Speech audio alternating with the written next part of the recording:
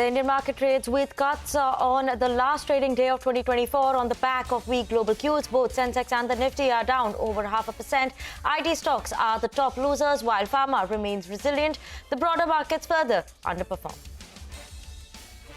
Shares of Easy Trip Planners fall as much as 10% after co-founder Nishant Pitti announces plans to sell his remaining stake via block deals. Now, at least 3.5 crore shares worth around 53 crore rupees have already changed hands in block deals. So far, the stock is down around 8% right now. Adani Wilmar is down nearly 7% after Adani Enterprises decides to fully exit the joint venture post. The exit, Wilmar will increase ownership to 75%. JP Morgan goes underweight on the stock with a target price of 320 rupees per share, while Investec gives a hold call with a target price of 397. Masgao Dock was up almost 4% at the start of trade, but now has given up the gains to trade 2.5% lower. The company has signed a contract worth 1,990 crore rupees with the Defence Ministry for submarine technology. And Unimac Aerospace marks a stellar debut on D Street today. The stocks list at an 85% premium of 1,460 rupees versus its issue price of 785 rupees. In fact, the management will be joining us shortly to discuss their post-listing strategies in detail.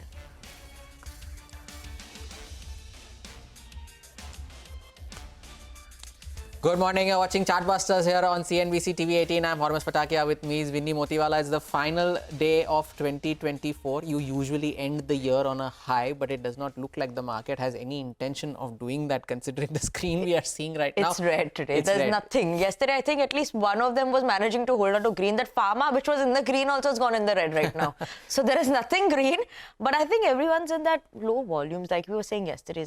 Also, that is the one factor that comes into play as well. Low volumes, and then anything that is a bit of a decline also, you see a sharp one. Profit booking as well, right? From the bounce that we saw, we are almost back to the lows that we had made in the month of November on the index. So 23,500 remains that very, very key level to watch out for on the Nifty. But pull up the Nifty Bank as well, and that was the major culprit in yesterday's trading session as to why the market fell from the highs.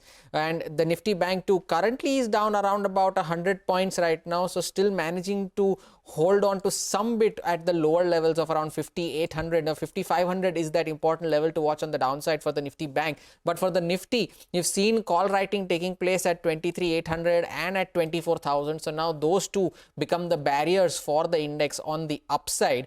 And as of now, it's a 120 point cut on the index, and that is what we are seeing. The broader markets, though there are plenty of stocks that are moving, though I'd like to pull up REITs. A lot of these railway names are doing well in today's session, although the mid-cap index is also down around 0.8%. But REITs is the one that is trading with gains of around 10% in today's trading session. But the market may not be wanting to end the year on a high, but the IPO market has definitely ended the year on the high with the final listing of the year. Absolutely. What a bumper listing coming in, right? And that is from Unimac Aerospace. Interesting company there. So we will begin the show with the newest kid on the block. And it's an aero component manufacturer, Unichem Aerospace, that listed at an 85% premium to its issue price of 785 rupees. Now we have Anil Kumar P, who is the chairman as well as the managing director of the company, joining in with us to discuss the post-listing strategies. Good morning, sir. Thank you so much for joining in with us. And what a bumper listing coming in. So firstly, congratulations on that. But, now you can talk numbers. So we are also excited about that because, your growth, obviously, it's been a lower base when you look at it in the last few years. What a good growth just in FY24 when you look at it, 120%. But now what is the strategy, right? Currently, when I'm looking at it, first half, 121 crore rupees was your first half FY25 revenue. Where is it in FY25 end, the revenue? And do you see the 400, 500 crore mark coming in the next couple of years? Yeah, so thank you. Thanks for your wishes. And so from a revenue point of view, we, as you see on our DRHP, we have booked about 120 crore in the first half of the year. And usually second half of the year is always better in the nature of business that we are in. So while I would say you would have a decent growth compared to the last year, and especially with the capacity that we have installed recently, and the utilization is picking up. And for investors, definitely it's going to be a gain, I would say, from a, the revenue, the business performance point of view. Mr. Kumar, good morning. Thank you for joining in. Congratulations on the listing. Most of your revenue comes from the export markets. Is there a plan to focus more on the Indian markets as well, considering the push that you are seeing in the sectors that you are present in? Or would you like to continue to maintain or remain an export-oriented company and maintain the numbers as they are? No, I think we are already in the process of growing our business in the domestic domestic world. Especially the Indian defense is is picking up. There's a massive opportunity that we have yet to grab, and also the nuclear sector with the the nuclear power capacity demand increasing from at least 3 times from where we are now. So we want to kind of capitalize the opportunities in the nuclear and defense segment, and also to an extent space segment. So we are definitely looking at expanding to Indian market. Right. Mr. Kumar, one thing also I want to understand is in terms of your margins. FY22 margins at 21%. Now, H1 FY25 margins are at around 40%. So, we've seen that sharp jump in terms of margins. But from here on, where do we see the margins moving? Is this 40% peak, or is there still more room for upside? I would say I think we had the best of the quarters. I would say 40% is the best of the margin. I would say we might be able to marginally increase, but in those quarters we have done those complex products which kind of yielded very high margins. But I would say it's best, and you can kind of look at the trend. Usually we would be around that trend in terms of the margin. So if you see the 22, the reason why we had a lesser margin was, the utilization, especially being a project-oriented company, the utilization would be lesser, for example, because of the after COVID effect. But today we see the utilization is very, very high, and also the complexity of the project that we deal and the value of the project that we deal attracts the higher margins. So what are the utilization levels currently, Mr. Kumar, if you could share some numbers on that front? Typically, the utilization will be around 95%. So that's where we kind of, raise the money through the IPO. We are investing on more and more capacity. If you see the last 3 years trend, it's always at 90-95% kind of a range.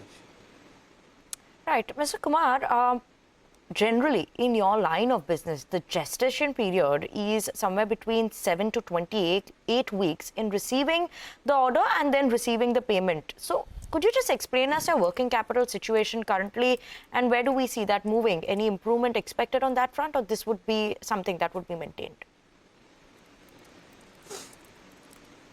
Yeah, so from a working capital cycle point of view, I think we are doing okay compared to the peers or the segment especially, because our delivery timeline lead times are typically between 8 to 16 weeks. And our customer payments are somewhere between 45 to 90 days based on the customer. So we are doing approximately 140 days of working capital cycle, which I would say would stay around that timeline in the coming days. As you know, as a business, we are kind of mixing or growing our precision component segment, where you would see some level of increase in the precision working capital cycle, whereas as long as our bigger portion of the business is tooling, definitely the working cycle would be around 140-150 days. Right. Just, a quick follow-up, Mr. Kumar, in terms of the air tooling as well as both the segments, the precision component segment, where right now you're mentioning 90% of your revenue is from air tooling, more than that, 99 approximately. How are the margins for both these that work? And, is there a chance that you would be focusing on precision component segment going forward furthermore? See, I think from an internal plan, we have about 70-30 or 65-35 ratio between tooling and the precision components and sub-assemblies. So where tooling attracts higher margin because of its complexity and lower volume nature, precision components will have smaller margin, deficit compared to the toolings. Whereas as an overall business, our strategy is to kind of maintain that 70-30 ratio to kind of maintain the company level margins at a similar level.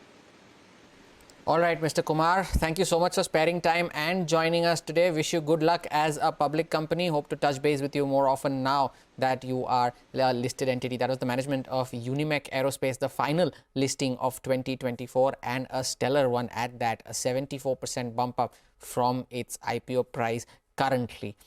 But time for a short break on Chartbusters. On the other side, we'll be joined by Shilpa Raut of Prabhudas Lilladher to get a chart check. And what better time to do that? Stay tuned.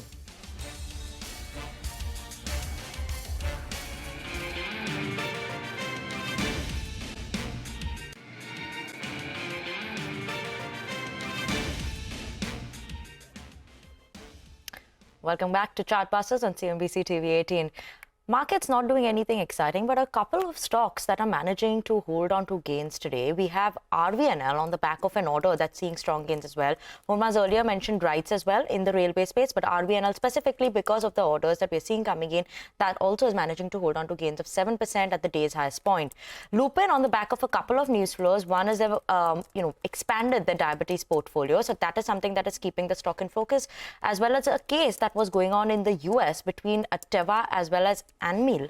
Now that does benefit Lupin because these two are big players in the drug that is going on, that is generic Pro Air. So because of that, which Lupin will increase the sales because of this issue going on between the other two companies, and that is why Lupin is also in focus today. But let's welcome on board Shilpa Raut of Prabhudas Lilladher for a technical check on the markets. Shilpa, good morning and thank you so much for joining in with us. Markets, last day of the year, nothing exciting that is happening. But what are the charts indicating, because we have seen that fall coming in. What is the level that we should be watching out for? People have mentioned 23,500. Is that a worry that we're watching out for in terms of trade today and tomorrow? Good morning, and thank you for having me on the show. Talking about the setup, we see that the FIs, net longs has dipped very dramatically to 14%. So they're officially now in a very oversold zone. So from here, maybe consolidation can work for a while, but a sharp short covering rally is definitely on cards. So I don't see much of a downside from here. Probably, on a very positional trade on a larger time frame, you can see 23,200 acting as a support. But positionally, if you look at for Jan series, I believe, this is where you can start accumulating and look for targets of 24,500 also coming this series. For today, I believe, keep a stop loss of day low and stay long now. I believe, levels of 23,650 can also definitely test this today. So I'm very bullish on the market right now for intraday basis with day low as stop loss. Talking about Bank Nifty is also holding 50,600 zones. So as long as it is holding that, that is where the support is placed and it is respecting those levels. So from here, again, levels of 51,500 can come in. So keep that tight stop loss of day lows and stay long.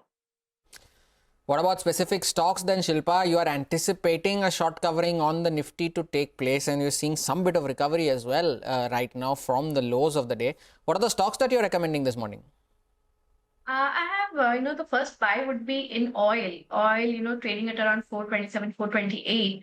This 430 is a little resistance, but once it crosses this, you will see a very short, a very strong rally towards 445 zone. So for me, oil is a very good levels to enter right now. Keep a stop loss of 418 and stay long and look for targets of 445. Anybody trying to trade in options also can do 430 call option trading around 16.5 rupees. The same I have recommended in Prabhudas Lilladher today as well. Keep a stop loss of 11 and stay long. The other one would be a buy. I would recommend, a buy in HPCL, again, the same sector.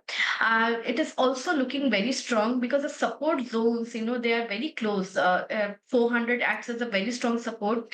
Put trackers are very active out there. So with the stop loss of 398, you can still stay long in HPCL and continue with the trade. And look for targets of 425 probably. Shilpa, thanks a lot for joining in with your views on the index and on specific stocks as well. Wish you a very happy new year. Shilpa mentioned Oil India as one of her picks. Oil India, the top performer on the Nifty PSE index for 2024, gains of around 70% so far this year. But shifting focus now to our special segment where we get you a few ideas for profit from Money Control Pro. Bharat Jenani of moneycontrol.com now joins us to talk about a stock that he's tracking very closely. Today's ideas will be AG Infra Engineering Limited. Project awarding activity was subdued in the first half owing to the conduct of the Lok Sabha elections and the time taken for new government formation. However, the Prime Minister Modi indicating to the ministries to meet their capex requirements for this fiscal, we expect accelerated project awarding activity in the second half. The Cabinet has recently approved highway projects worth rupees 50,000 crore, which is positive for AG Infra Limited. The company has also scaled up the business in the new segments of the railways and the solar. The new segments currently form over 25% of the order book and has significantly reduced the concentration risk for AG Infra Limited. The company has received projects worth rupees 6,300 crore in April to November this fiscal, and the company is expecting an order inflow of 11 to 12,000 crore in the current fiscal. The company has identified bid project pipeline of 1,10,000 crore rupees, which indicates a huge potential for new order wins. Also, the company is sitting on an order book of 16,600 crore rupees, which is about 3 times trailing 12 months revenues and provides a strong visibility going ahead. AG Infra is amongst the few construction companies that has a reputed management, financial prudence, and a strong balance sheet. At the current market price, the stock is trading at a PE of 15 times its core EPC FY26 earnings. Investors with a long-term view can add the stock. Thank you. Thanks for that, Bharat. But on that note, we're going to slip into a very short break. And as we slip into the break, CNBC-TV18 is asking some key questions. How will the Nifty perform in 2025? What are the sectors or themes to bet on? Will the flattening GDP growth revive in 2025? Will the RBI start cutting rates in 2025? And we will ask the experts for you all these questions. So stay tuned in for the most comprehensive market poll tomorrow on CNBC-TV18.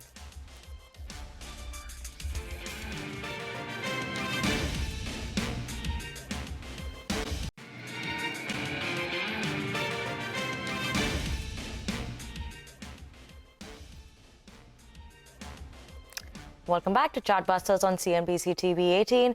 A quick look at, what the Nifty is doing as of now. Almost, 23,500, just managing to hold on to that mark. So we should watch out for where that is headed in the second half of the trading session. Recovered from the day's lowest point, though, the Nifty.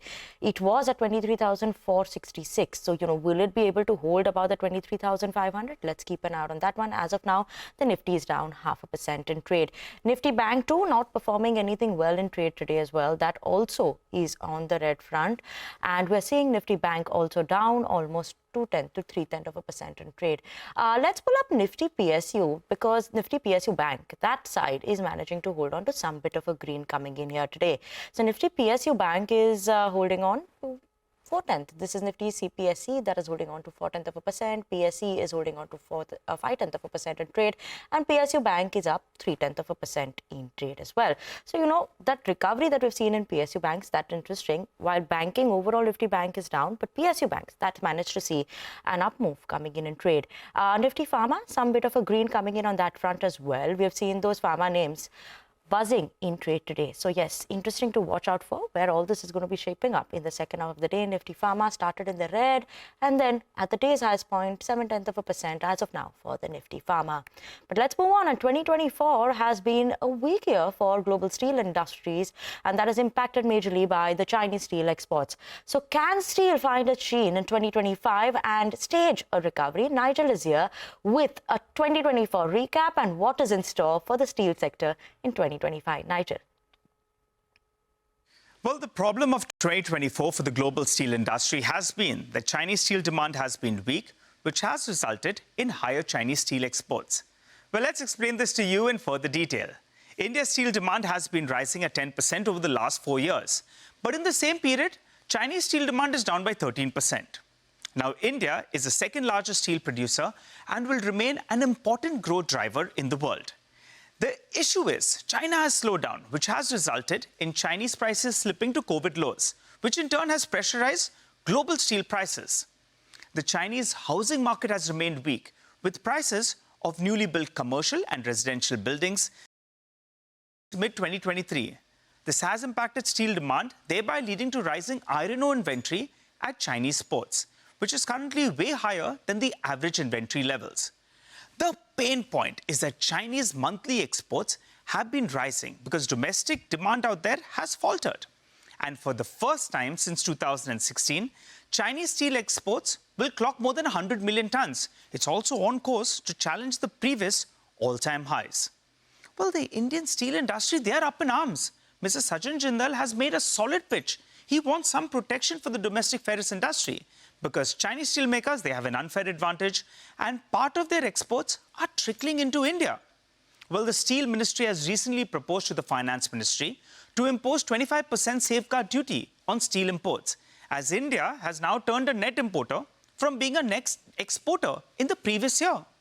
Well, Nuvama has said the imposition of some safeguard duty along with the onset of a seasonally good quarter could give the steel producers some elbow room to go ahead and increase prices by around 2,000 rupees per ton, as domestic prices are at a bit of a discount in comparison to the landed cost of imports. But they also highlight that factors like anti-dumping investigation in Europe and aggressive exports by China is eating into India's exports, which is more concerning than the elevated imports that we're seeing. We'll have to stay tuned to see the government's action with regard to these rising imports, but things could get better for the domestic steel industry from here on, because Chinese steel prices could have bottomed out. Their exports as well could slow down.